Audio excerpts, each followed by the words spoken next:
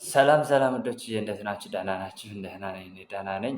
ዛሬ ደግሞ እስኪ ሰሞኑን አልሰራሁላችሁም። ዛሬ ደግሞ አንድ አጭር ምክር ይዤላችሁ መጥቻለሁኝ። በጣም ጠቃሚ እንደሆነች ዛሬ ያው ሰው ላይክ እንደምታደርጓት አልጠራጠርም።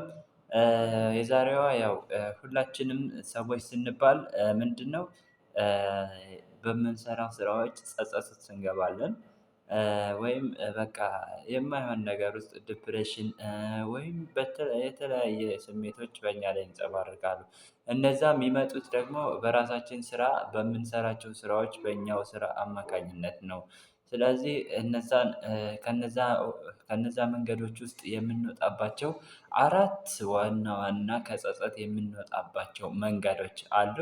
እነሱን እነግራችኋለሁኝ። ምን መሰላችሁ? ያው አንደኛው ስጥ ነገር ግን አትጠብቅ ጊቭ በት ዶንት ኤክስፔክት። መስጠት የምንችለውን ሁላ ለሰዎች መስጠት አለብን። ነገር ግን ከሰዎች በምንሰጠው ልክ ከእነሱ መጠበቅ የለብንም። እኛ መስጠታችንን ብቻ ነው እነሱ ህሊና ወይም ጥሩ እንትን ካላቸው በምንሰጠው ልክ ሊሰጡን ይችላሉ። ነገር ግን እኛ በሰጠነው ልክ ከሰዎች አንጠብቅ ነው። ሁለተኛው ምንድነው መሰላችሁ? ፈልግ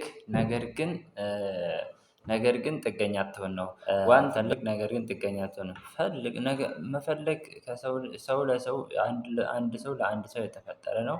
አንድም ሰው ከአንድ ሰው የሚፈልገው ነገር አለ።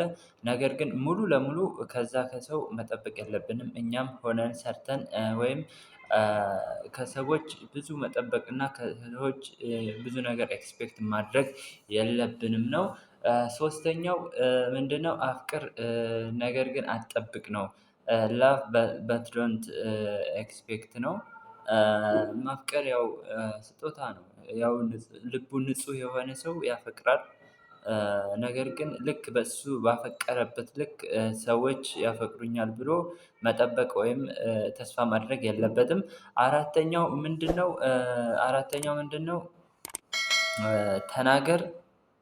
ተናገር ነገር ግን ሰውን አትጉዳ። ያ ማለት በምንናገረው ነገር ሰውን መጉዳት የለብንም።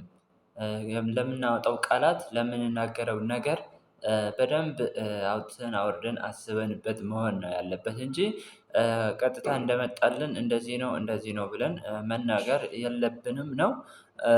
ሌላው እነዚህን ነገሮች በምናደርግበት ሰዓት ውስጣችን ሙሉ ለሙሉ ሰላም ይሆናል። ያለብን ጸጸቶች በሙሉ ይወጣሉ ከውስጣችን።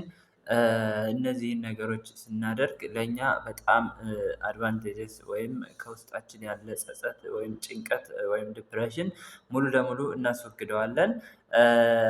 እነዚህን ነገሮች በምናስወግድበት ሰዓት እንደ 10 አመት ህፃን እንስቃለን። እንደ 20 አመት ወጣት እንዝናናለን።